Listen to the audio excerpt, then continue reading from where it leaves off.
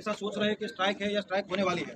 वजह क्या उसकी, तो बोल रहे हैं कि अभी जो नया कानून इंडियन पिनल कोड, भारतीय न्याय संहिता, वो जो नया कानून आने वाला है उसमें ड्राइवर लोग हैं उनके खिलाफ सजा बढ़ा दी गई है। इसकी वजह से ये सब हो हल्ला हो रहा है। पर ये सब लोगों की अज्ञानता है, किसी को पता नहीं है कि ये कानून बनाने का कारण क्या है, इसके पीछे की वजह क्या है और सही में क्या कानून आया है। जो पुराना कानून था और नया कानून है उसमें बहुत बड़ा तफावत नहीं है। अभी आप लोगों ने देखा होगा आए दिन लास्ट 5-10 साल में ऐसे बहुत सारे एक्सीडेंट कार के द्वारा भी होते हैं कि बहुत स्पीड में कार चलाते हैं, 100, 150, 200 की स्पीड तक कार चला के चले जाते हैं और एक्सीडेंट करके कोई लोग एक या एक से ज़्यादा लोग मर जाते हैं। और फिर जब इन्वेस्टिगेशन करने की बारी आती है तो ऐसी कार या कोई कुछ भी मिलता नहीं है, ड्राइवर कौन है क्या नहीं। तो जो लोग मर जाते हैं उसके फैमिली को कुछ ना कुछ मुआवजा मिले, उसके लिए ये कानून में ये प्रावधान। इसकी पीछे की वजह यह है कि कोई एक आदमी है वो पूरे फैमिली का भरण पोषण करता है, उसको खाना पीना देता है, बाहर कमाने जाता है। आप लोग ड्राइवर है, ट्रक ड्राइवर है, तो आप लोग आसाम से गुजरात आते हैं, गुजरात वाले तमिलनाडु जाते हैं, पूरे देश में घूमते रहते हैं, किस लिए? पैसे कमाने के लिए। पर ये कानून जो है वो आपको ड्राइवर यानी सिर्फ आप ट्रक ड्राइवर हो उसके लिए नहीं है।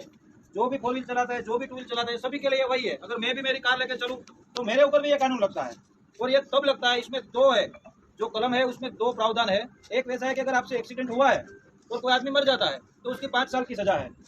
दूसरा प्रावधान ये है कि अगर आपसे कोई एक्सीडेंट हुआ है और आप अपनी गाड़ी लेके भाग जाते हैं, आप खुद भी भाग जाते हैं और किसी को पता नहीं करते हैं, तो वो दूसरा प्रावधान है, वो है कि वो उसमें 10 साल की सजा है।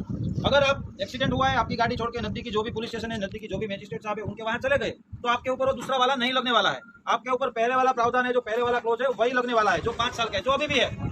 अभी चालू जो कायदा है उसमें भी वही है। आप लोगों के बहुत सारे दोस्त हो गए जो ड्राइवर हो गए जिनके एक्सीडेंट हुए हैं, उनमें कहीं आपने सुना है कि 3 साल या 5 साल जेल में रहा।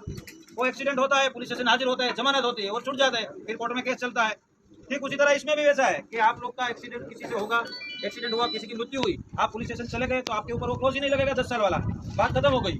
अगर आपको डर लगता है कि चलो लोग इकट्ठा हो गए और आपको मारेंगे एक्सीडेंट की वजह से, तो वो आपका राइट है कि आप वहां से भाग जाओ, पर आप भाग के अपने राज्य में कहीं दूसरी जगह पे ना चले जाओ। आपके ट्रांसपोर्टर है, आपका जो भी सुपरवाइजर है, उनके पास जाओ, उनके साथ जाके पुलिस स्टेशन चले जाओ, बात खत्म हो गई। आपका केस भी वहीं निपट जाएगा और कोई पब्लिक वगैरह किसी का डर भी नहीं रहेगा।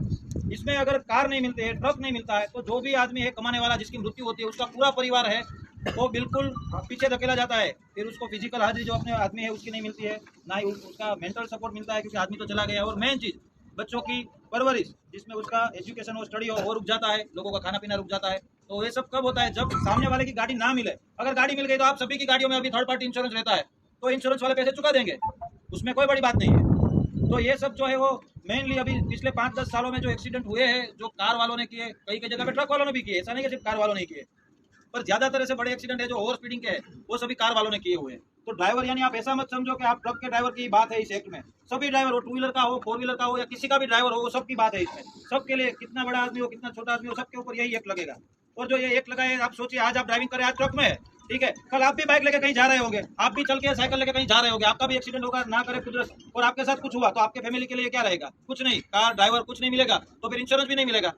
आपके परिवार वाले भी कहीं किसी जगह पे ऐसे हो सकते हैं, विक्टिम, भोग बनना, ठीक है। तो ये सबके लिए है, जनरल सोच के लिया है, किसी के खिलाफ जाके या ड्राइवर को ऐसा करने के लिए नहीं लिया है। और दूसरी बात है 7 लाख मुआवजे की बात जो हो रही है, ड्राइवर लोग समझ रहे हैं 7 लाख तो जैसे कि एक्सीडेंट हुआ और वहीं के वहीं नहीं बोलेंगे पुलिस या कोई कि चलो 7 लाख भरो अभी का भी वरना जेल में जाओ। वो तो जब केस चलेगा, ट्रायल चलेगा और उसमें वो कोई आदमी जो ड्राइवर है वो दोषी पाया जाएगा, तब की बात है। तो इसमें आप लोग जो गलत बहकावे में आके कुछ करने वाले हैं या कुछ लोगों ने किया है वो वैसा मत करो। ड्राइवर लोग है, ठीक है, आप आसाम से, तमिलनाडु से, मणिपुर से, कहाँ से यहाँ कमाने आते हैं। आप लोग ये होल्ला में जाओगे तो आपने किया होगा या नहीं किया होगा? आप लोग रोड पे होगे, जब भी ब्लॉक होगा तो आप लोग दोषी पाए जाओगे, आपको पकड़ा जाएगा। तो जब एक्सीडेंट होगा तब होगा, शायद ना भी हो पूरी लाइफ में आपसे एक्सीडेंट, उसका विरोध आप कर रहे हैं कि जो होने वाला है नहीं होने वाला जिसका पता नहीं है उसका विरोध आप अब कर रहे हो और उसकी वजह से अभी जेल में जाओगे। जिसके लिए आप विरोध कर रहे हो जेल में ना जाए उसके लिए अभी जेल में जाना पड़ेगा। तो आप अपना दिमाग लगाओ, आपका व्हाट्सएप जो आ रहा है उसके ऊपर सिर्फ निर्भर ना रहो, जो भी वीडियो आ रहा है उस पर निर्भर ना रहो। जहां पर भी ब्लॉकेज हुआ, कोई बोल रहा है कोई ड्राइवर ने वीडियो बना के भेजा कि मुझे मारा, तो उसको किसने मारा है? आपके ही भाई है ड्राइवर लोग, उन्होंने ही मारा है। कोई पब्लिक को इसमें ये नहीं है कि रोड ब्लॉक करो या ऐसा कुछ करो, आपके भाई ड्राइवर, उन्होंने इसको मारा होगा। तो ड्राइवर ही ड्राइवर को परेशान कर रहे हैं। पूरे इंडिया में, पूरे गुजरात में पुलिस प्रशासन आपके साथ में है, आपको